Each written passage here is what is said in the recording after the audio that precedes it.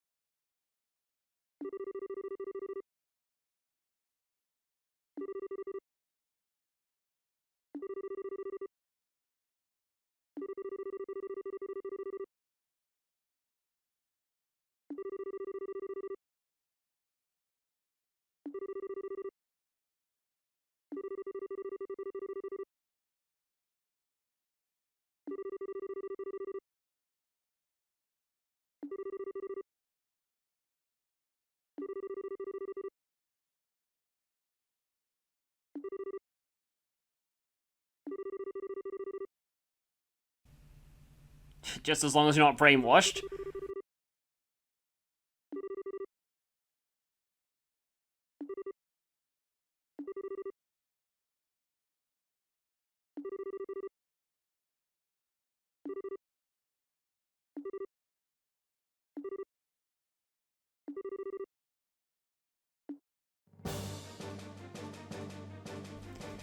And so, we begin Chapter 4 with a bang! Yes, we are indeed in control of Joshua, and he's quite a bit stronger than he was when we last saw him. We don't have any accessories though. No, he's actually wearing Stragers. I don't know if that's actually a remnant of his time with Estelle, or if that's just a coincidence. And his orphan setup is pretty insane. Yes, there are level 4 quartz in this game, and he has a pretty massive assortment of arts. I'll be showing off some of these when we get into fights, because we'll actually be getting into a few fights here. So here we are, back where we last fought the captured Sky Bandits. Excuse me, that wasn't meant for you, put it back! Ah, the joys of switching to a different protagonist. So, the chests here actually do count, so make sure you get all of them, because this is the only time in the entire game you visit this place.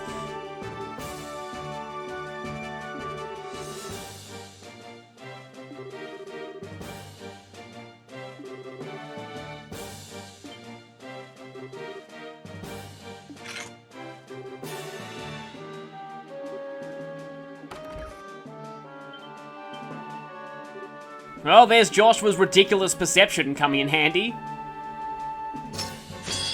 Also, Joshua, get used to him acting a little bit like an edgelord for this part of the game, because that's kind of what he does. So, Joshua has a new art called Death Scream.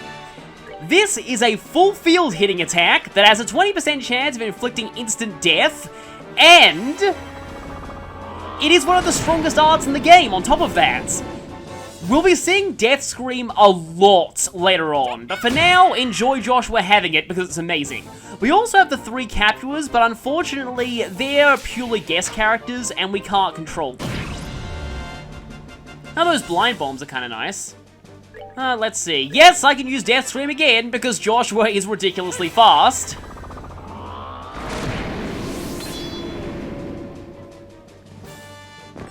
Also, Joshua still has his Black Fang S-Craft, but, I feel like it'd be a bit of a waste to use it here. Oh, nice one, Dawn. Let's just quickly finish this. Or not. Okay, nice miss there. These guys can get annoying if they get lucky with their freeze attacks. Like that, but goodbye. Not done yet. Yes, Joshua's voice clips in this segment of the game a lot edgier than they were in the first one. And yeah, you need to go into this room to get the Bobcat ignition key.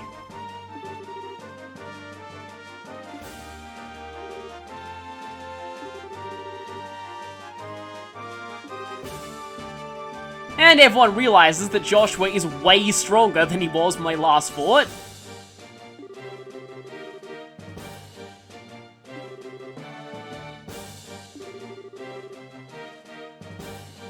Yeah, a certain someone flipped that switch forcibly.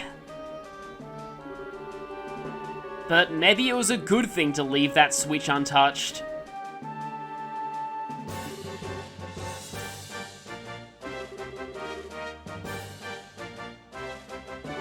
Basically, he's a cold, emotionless, stoic assassin now.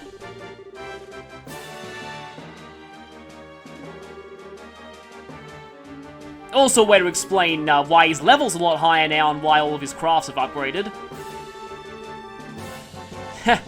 Maybe. We never actually got to fight him as Joshua.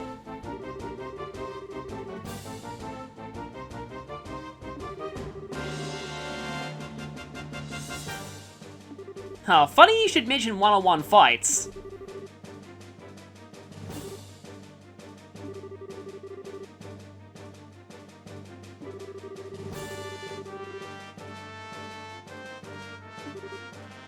Yeah, Joshua has really gone all in with these edgy lines. But it is true, he's definitely better at being covert about things. Her death screen does cost quite a lot of EP though. And as you can probably tell, we have a different inventory from Estelle's party, so no sharing any of her items. Oh, you poor fools.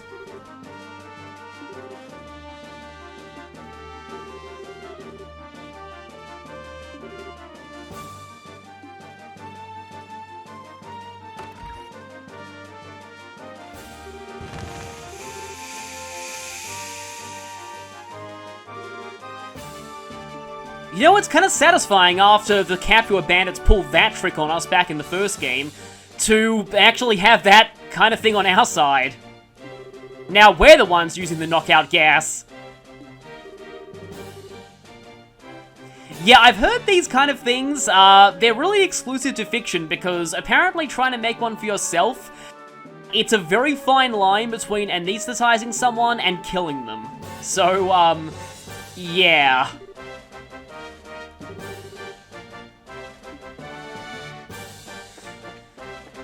Those soldiers are all totally unconscious, but this is the room where the hostages were kept last time, and in here we have an EP charge, just in time. Inside the chest is emptiness. That's all there ever is. Eternal. And interminable. I'm the edgiest edgelord chest of all. So yeah, basically making our way through these old ruins that are now a training facility. And you want to check out every nook and cranny, obviously. Though some of them lead to nothing. But always best to check just to be sure. Thankfully, we don't have to check any vacuum cleaners this time. No hidden ledges to find.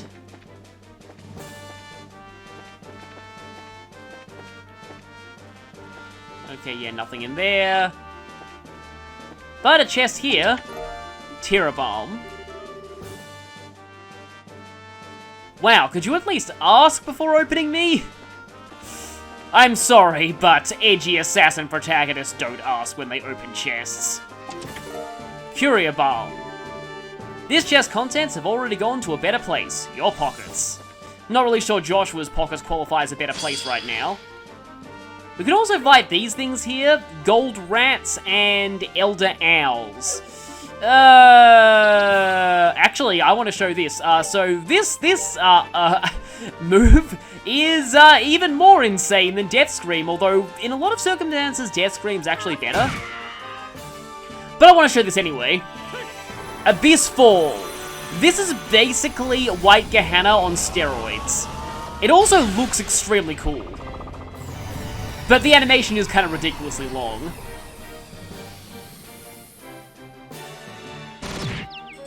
And everything is dead.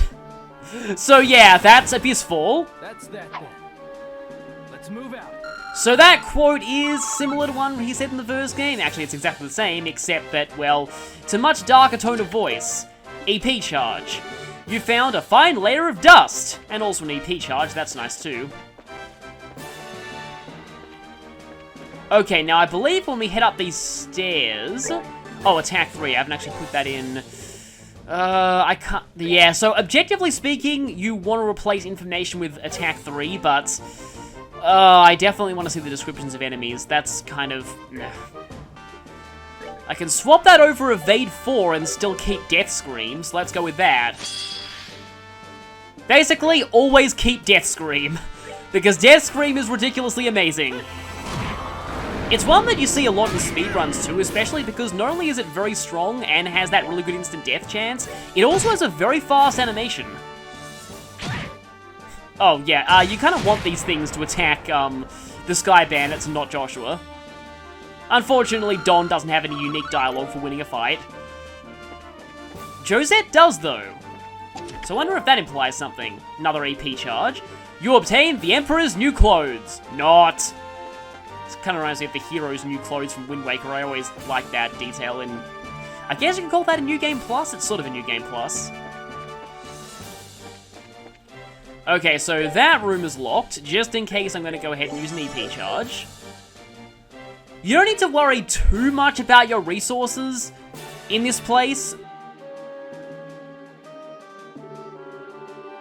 because it's not going to last all that long.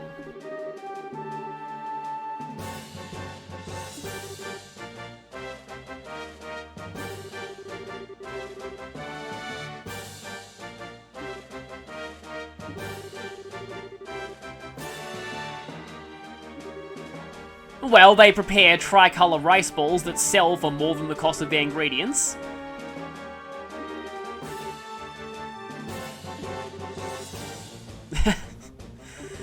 I kind of wish all 3 of those were attack food items in the Cold Steel series, but sadly no. Cold Steel does have its fair share of attack food items though. I really like the cooking system in those games, but well, this isn't Cold Steel. I'll probably talk about that someday. Also, I love Dorothy's line there. It's just, it's a classic Dorothy moment. It's like, wow, your food is terrible. That must be why you invade people all the time.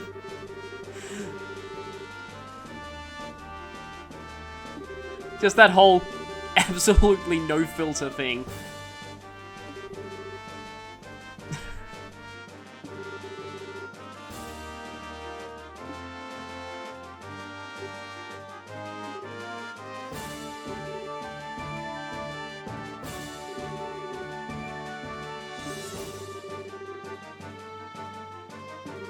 And considering one of those people is Dorothy, she's probably one of the easiest people to sneak past in the world. Actually, not really, because she'll probably take a photo of you while you sneak past, without even realizing it. Anyway, and here we get another Terra Balm. Was returning here another bright idea? Hey, too soon, man. Joshua's actually shedded the bright name. He's going by Joshua Astray now, which is kind of fitting.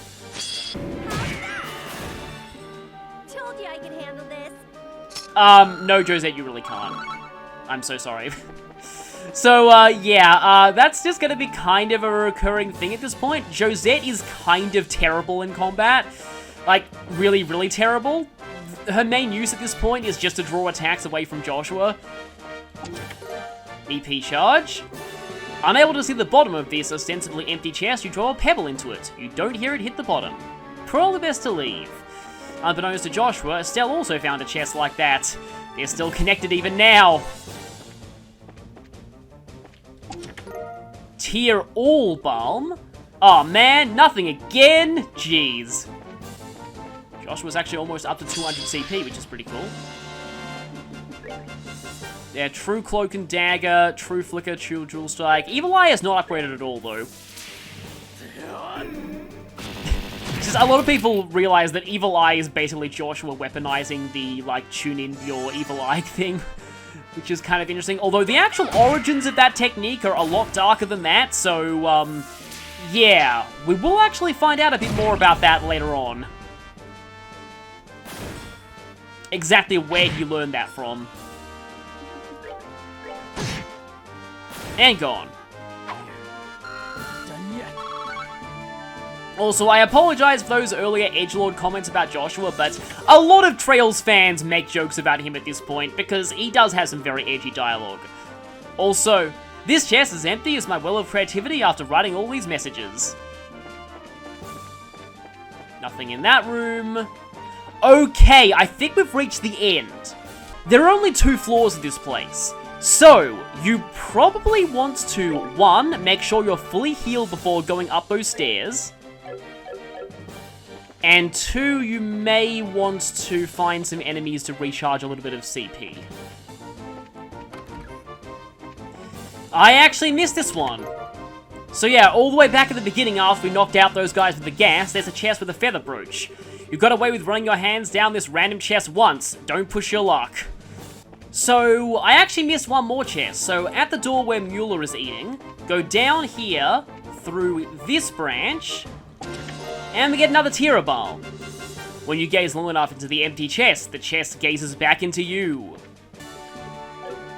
Okay, so good thing I backtracked to recharge my CP, because I missed a few of those chests. But now that we're here, let's go ahead and fully heal up. You want to be fully healed before going forward. And also fully charged up on EP. And in terms of ornaments, it's kind of up to you whether you go for attack 3 or evade 4. Evasion is a relatively decent strategy for this upcoming fight. Namely using Sylphan Guard, but it can be unreliable. So, I personally just prefer piling on more damage, though that also means less defense for Joshua. Yeah, I would drop information and have both normally, but because this is a recorded video series, I want to show the full stat screen of what we're going to be fighting next. Because coming up is a boss fight that is very similar to Lawrence from FC. The story continues regardless of whether you win or lose this fight. And unlike Lawrence, you don't get any bonus BP for winning, so the only benefit you get from winning is bragging rights and likely a level up on Joshua. But I'm going to try and win this fight anyway, so let's go.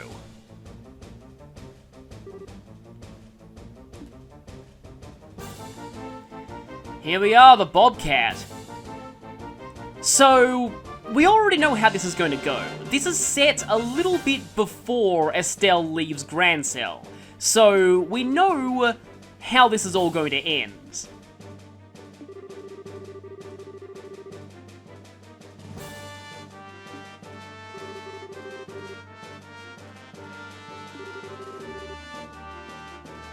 It is actually possible to come all this way without the ignition key, and if you do, you have to backtrack and get it.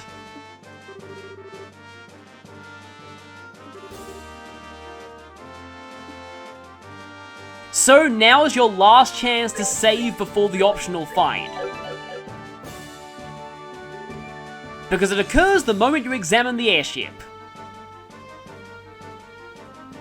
And this isn't it, this is just the warm-up.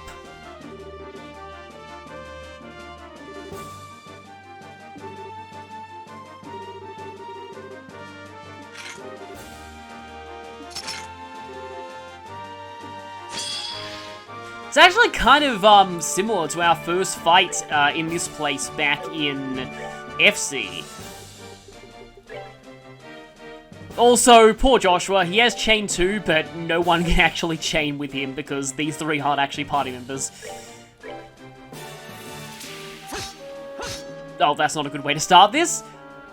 If you get unlucky and they spam freeze rounds, this fight can go pretty badly. Okay, now I'm forced to use arts here. Oh, nice job hitting with, blind.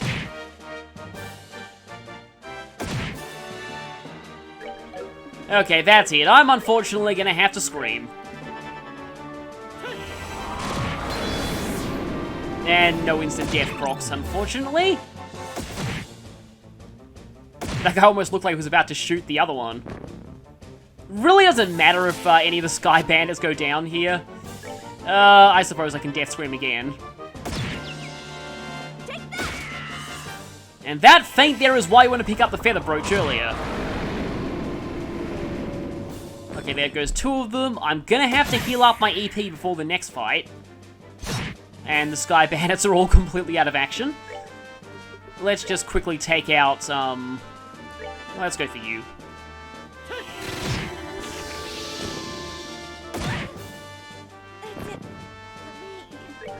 Does not really matter to me. Oh, the only thing I have left is the EP charge too.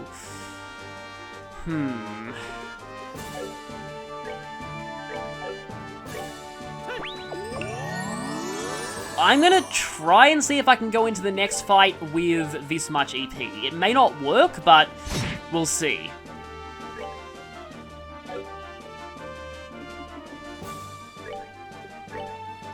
And I really want to be fully healed before the next fight, if at all possible.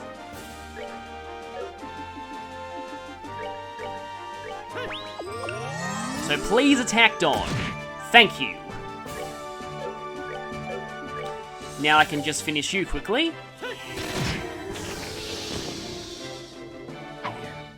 Not done yet. But now the real fight begins. Unfortunately, you have to redo that one if you lose the next one.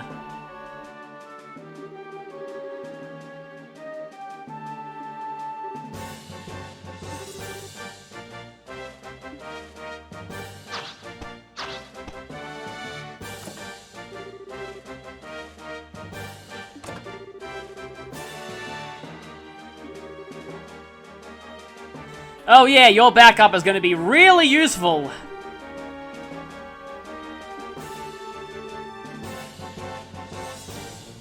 I mean, she's kind of useful in this upcoming fight for one reason.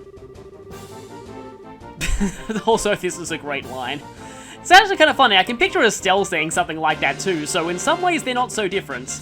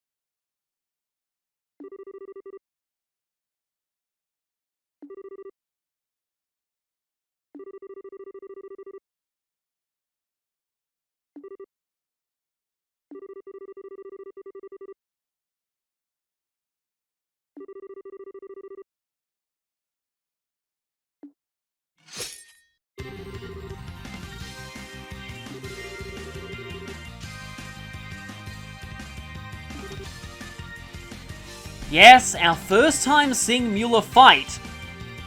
And it's as an enemy.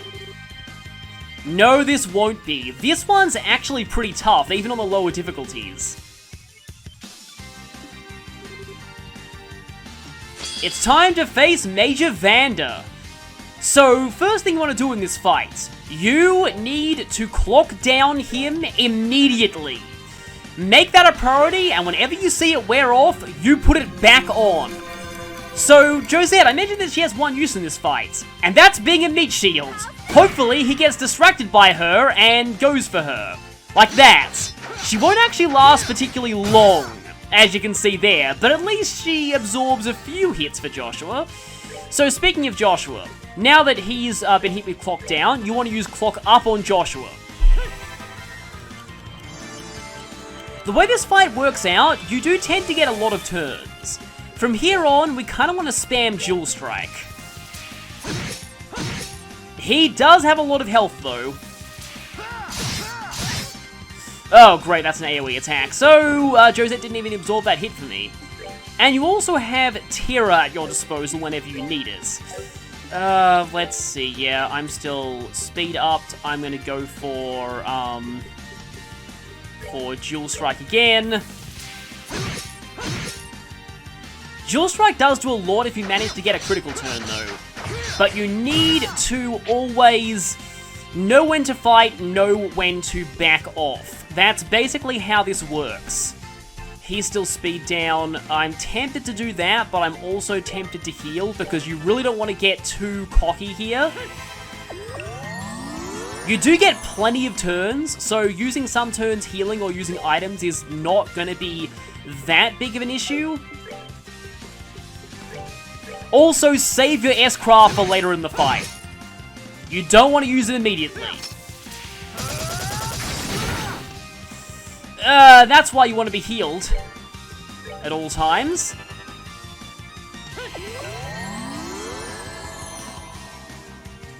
Okay, that's not great. He is still speed down, though. So yeah, buffing your evasion is also a strategy for this. Please don't... Okay, good. Your speed didn't wear off.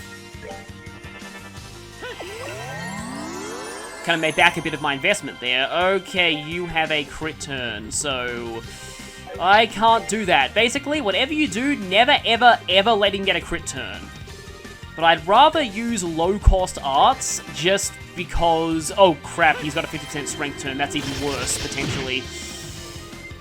I can't steal that, though. At least he just used a normal attack, but still.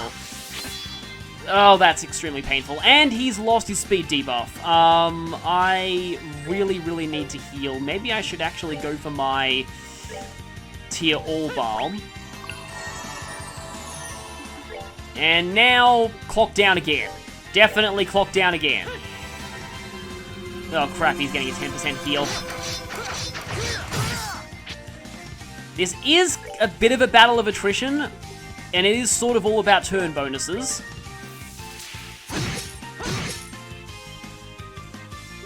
Even 10% makes a big difference. Oh, not Blade Dancer again. I should have saved my Tier All Balm for now. That's actually really bad. At least I still get a turn here.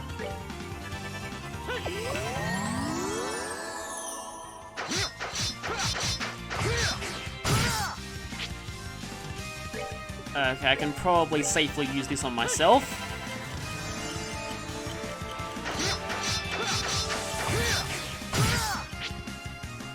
Like I said, kind of a battle of attrition. There are actually some people who mistook this fight for being unwinnable when they first played it. It's not quite, but it's very tough on the harder difficulties.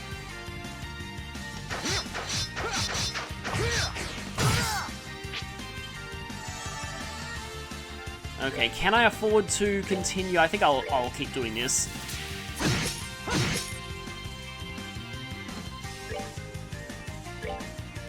Okay, I guess I'll go for this again.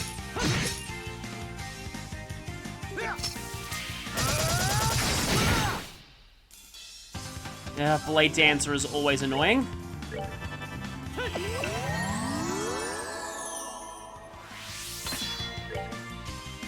Okay, got that. Oh, he's not speed debuffed anymore.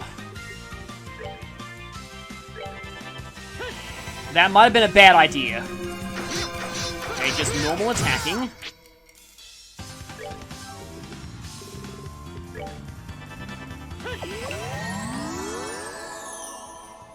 Yeah, this is one of those fights that annoyingly doesn't really change too much on the higher difficulties, it just takes longer, which is kind of a bit tedious, if I'll be honest.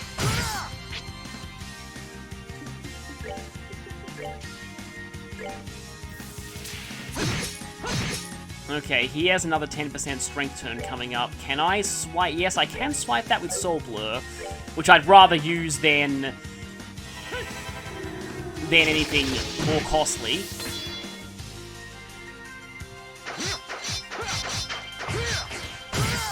Ugh, I have to waste my crit turn here healing, unfortunately.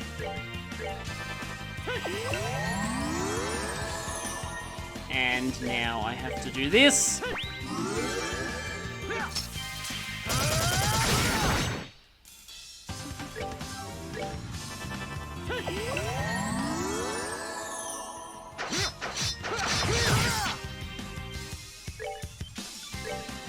Yeah, just to be absolutely safe. Can't afford to take any chances. Clock up EX. This should get me a little bit set up again.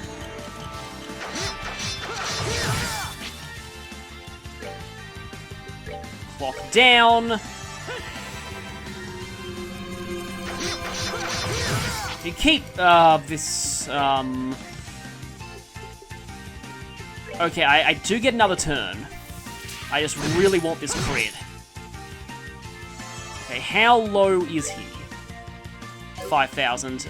Yeah, I would probably rather heal. He's getting close to the point where an S-break will help, but yeah, that is why you want to heal. More healing. More dual strike, I think.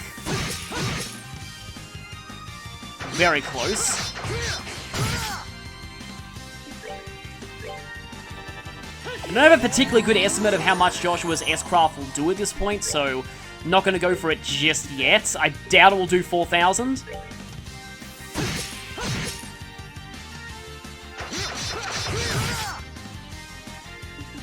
He's almost down, though. Almost there. Heal.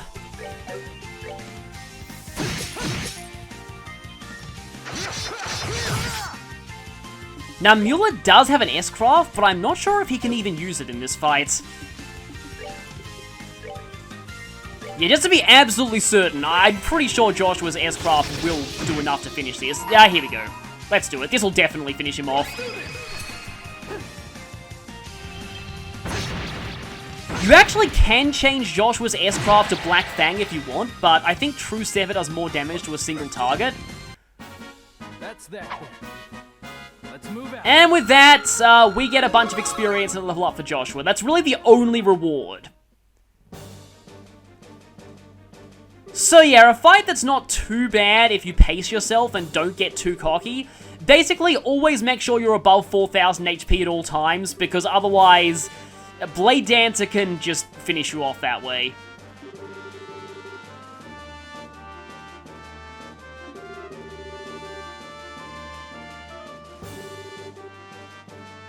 Oh, looks like these two know a bit about each other already. Yeah, not a lot of people know about that. That's the name that Lawrence mentioned back when we fought him.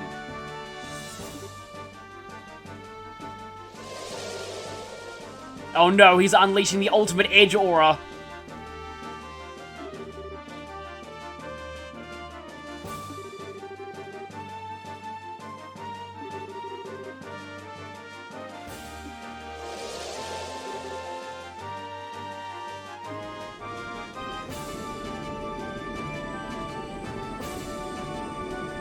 I think that's our cue to leave.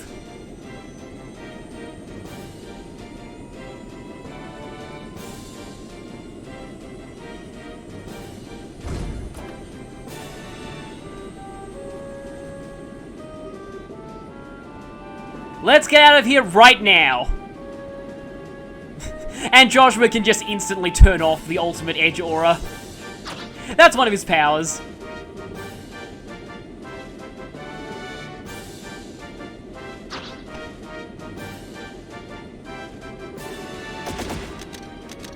And that's when Dorothy took her photo. So now we know how that happened.